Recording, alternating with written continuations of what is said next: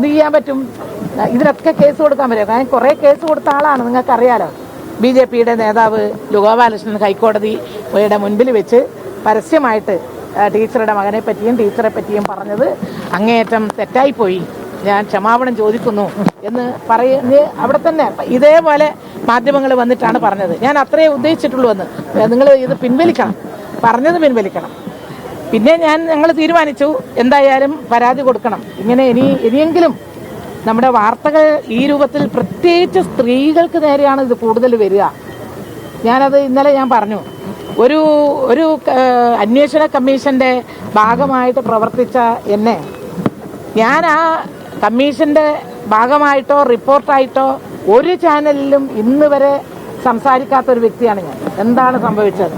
അസംബ്ലിയിലോ മറ്റോ ആരോ സംസാരിക്കുമ്പോൾ പ്രതിപക്ഷത്തു നിന്നോ ഭരണപക്ഷത്തു നിന്നോ വന്നിട്ടുള്ള ഒരു വാക്ക് എന്നുള്ള നിലയിൽ ഈ കേരളത്തിൽ കഴിഞ്ഞ 10 കൊല്ലത്തിലേറെയായി എന്നെ ഒരു തീവ്രത എന്ന് പറഞ്ഞ വാക്കും കൊണ്ട് എന്നെ എത്രയും പറയാൻ ബാക്കിയില്ല.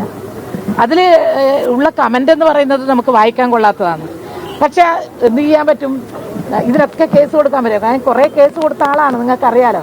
BJPയുടെ നേതാവ് ഗോപാലകൃഷ്ണൻ ഹൈക്കോടതിയുടെ മുൻപിൽ വെച്ച് പരസ്യമായിട്ട് ടീച്ചറുടെ മകനെ പറ്റിയും ടീച്ചറെ പറ്റിയും പറഞ്ഞത് അങ്ങേയറ്റം തെറ്റായിപ്പോയി, ഞാൻ ക്ഷമാപണം ചോദിക്കുന്നു എന്ന് പറയുന്നത് അവിടെ തന്നെ ഇതേപോലെ മാധ്യമങ്ങൾ വന്നിട്ടാണ് പറഞ്ഞത്. ഞാൻ അത്രയേ ഉദ്ദേശിച്ചിട്ടുള്ളൂ എന്ന്.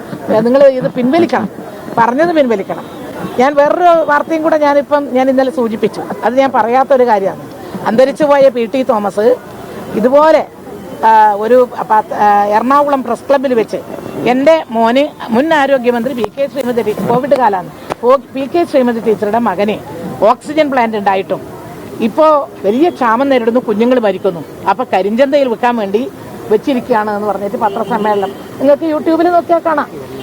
ഞാനത് നമ്മുടെ തളിപ്പറമ്പിലെ നമ്മുടെ വക്കീൽ നിക്കോളാസ് വക്കീലിൻ്റെ അടുത്ത് ഉടനെ എല്ലാ ചാനലിൽ നിന്നും വന്നിട്ടുള്ള ക്ലിപ്പിംഗ്സും പത്രത്തിൽ വന്നിട്ടുള്ളതും എല്ലാം എടുത്തു കൊടുത്തു.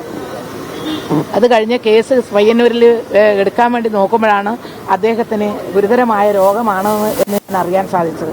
ഞാനപ്പോൾ നിക്കോളാസ് വക്കീലിനോട് പറഞ്ഞു, വക്കീലെ നമുക്ക് ഇപ്പോഴാ കേസ് എടുക്കണ്ട, ഞാൻ എൻ്റെ ഭാഗത്ത് എനിക്ക് ഡാമേജ് ആയാലും അദ്ദേഹത്തെ പോലെ ഇങ്ങനെ ഒരു അവസ്ഥയിൽ വന്നു കഴിഞ്ഞാൽ ഒരു അസുഖം നേരിടുന്ന ഒരാളെ കുറിച്ച് ഞാൻ കേസെടുക്കാൻ ഇപ്പം തയ്യാറല്ല. നിർഭാഗ്യവശാൽ അദ്ദേഹം അധികം വൈകുന്നതിന് മുമ്പ് അദ്ദേഹം പോവുകയും ചെയ്തു. എനിക്കതിൽ ദുഃഖമുണ്ട്. പക്ഷെ ഞാൻ പറയുന്നത്, അദ്ദേഹം ഒരു വാക്ക്, ഞങ്ങൾ MLA ഹോസ്റ്റലിൽ അപ്പുറത്ത് മുഖാമുഖം മുറിയിൽ താമസിച്ച 5 കൊല്ലം, എന്നിട്ട് എന്നോടൊരു വാക്ക് ചോദിക്കാതെ ആരോ പറഞ്ഞത് കേട്ട ഏതോ ഒരു നമ്പ്യാരുടെ പാലക്കാട് ഉള്ള ഒരു ഓക്സിജൻ പ്ലാന്റ് എൻ്റെ മകൻ്റെതാണ് എന്ന് വരുത്തിച്ച്, എന്നിട്ട് അത് എനിക്ക് വരെ ഇങ്ങനെ നിരവധി കേസുകളുണ്ട്. അതെ, അത് അപ്പോൾ ഞാൻ ഈ പറഞ്ഞത് നിങ്ങളെല്ലാം ചെറുപ്പക്കാരായിട്ടുള്ള മാധ്യമ പ്രവർത്തകരാണ്. മനസ്സിലാക്കേണ്ടത്, നമുക്കൊരു ഇത്തരത്തിലുള്ള ആരോപണം ഉയർന്നു വരുമ്പോൾ അതിന്റെ വസ്തുതകൾ ബന്ധപ്പെട്ട ആളുകളുമായി ഒന്ന് ചോദ്യം ചെയ്ത് അത് ശരിയാണോ തെറ്റാണോ, നിങ്ങളുടെ അഭിപ്രായം എന്താണ് എന്ന് ചോദിച്ചാൽ ഇത്രയും വരില്ല. ഇന്ന് എനിക്ക് ഈ കേരളത്തിൽ ഇങ്ങനെ എൻ്റെ കുടുംബത്തിന് അകത്ത് കുടുംബത്തിലാകെ ഗ്രൂപ്പിൽ ഇതെന്താണ് സത്യം, എന്താണ് യാഥാർത്ഥ്യം എന്ന് ചോദിച്ച് എനിക്കൊരു മറുപടി പറയാൻ പറ്റാത്ത വിധത്തിലേക്ക് ഞാൻ പറഞ്ഞു, ഇത് എനിക്ക് മനസ്സാവാതെ അറിയുന്ന കാര്യമല്ല എന്ന് പറയേണ്ടി വരുന്ന ഒരു ഗതികേടിലെത്തരുത്. ഒരു കുടുംബത്തിലും നമുക്ക് അങ്ങനെ ഒരു ബുദ്ധിമുട്ടുണ്ടാക്കരുത്. ഇത് ഇറ്റ കാര്യം വേണ്ടു. ഇതിലിപ്പോൾ ഞാൻ ചെയ്യാൻ പോകുന്നത്, നമ്മൾ ഇന്നലെ ബഹുമാനപ്പെട്ട മുഖ്യമന്ത്രി ശ്രീ VD സതീശന്, ബഹുമാനപ്പെട്ട ആഭ്യന്തരമന്ത്രി ശ്രീ രമേശ് ചെന്നിത്തലക്ക്, അതുപോലെ DGPക്ക്, അതുപോലെ വനിതാ കമ്മീഷൻ ചെയർപേഴ്സൺ സതീദേവിക്ക്, ഇവർക്കെല്ലാം ഞാൻ പരാതി കൊടുക്കുകയും അതിൻ്റെ ഒരു കോപ്പി ഞാൻ വാങ്ങുകയും ചെയ്തിട്ടുണ്ട്. പിന്നെ ഇന്നിപ്പോൾ അത് പരാതിയാണ്. ഇന്ന് നിയമപരമായിട്ട് തന്നെ എനിക്ക് ഇത്രയും സമൂഹത്തിൽ അങ്ങേറ്റം മാനക്കേട് ഉണ്ടാക്കിയതിൽ എതിരായിട്ട് അഭിമാനത്തിന് ഏറ്റവും വലിയ ക്ഷതം ഉണ്ടായിട്ടുള്ള ഒരു സംഭവം എന്നുള്ള നിലയിൽ ഇത് ഉയർത്തിയവർക്കെതിരെ, ഈ വാർത്ത പടച്ചുണ്ടാക്കിയവർക്കെതിരെ ഞാൻ കേസ് കൊടുക്കാനാണ്, മാനനഷ്ടത്തിന് കേസ് കൊടുക്കാൻ വേണ്ടി തന്നെയാണ് തീരുമാനിച്ചിട്ടുള്ളത്. അതിപ്പോൾ ഞാൻ വക്കീൽ അവിടെയുണ്ട്, എൻ്റെ കടലാസെല്ലാം എൻ്റെ കയ്യിലുണ്ട്. അപ്പോൾ അതാണ് എനിക്ക് പറയാനുള്ളത്.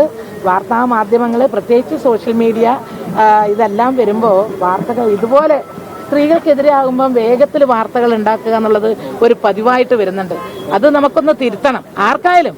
ഇതിനിടെ നമ്മുടെ ബഹുമാനീയായ മന്ത്രി ബിന്ദു കൃഷ്ണ തന്നെ പറഞ്ഞു, ഇങ്ങനെ സോഷ്യൽ മീഡിയയിൽ സൈബർ സൈബർ പോരാളികൾ എന്ന് പറഞ്ഞിട്ട് തലങ്ങും വിലങ്ങും അപ്പുറത്തുള്ളവർ ഇപ്പുറത്തും ഇപ്പുറത്തുള്ളവർ അപ്പുറത്തും എന്ന് പറഞ്ഞിട്ട് ചീത്ത വാക്കുകൾ ഉപയോഗിച്ച് പറയുന്നത് വേണ്ടിയല്ല. യഥാർത്ഥത്തിൽ നന്മ എന്താണെന്ന് മനസ്സിലാക്കാതെ തിന്മയിലേക്ക് പോകരുത് എന്നൊരു അഭിപ്രായം ഇതുമായിട്ട് എനിക്കുണ്ട്.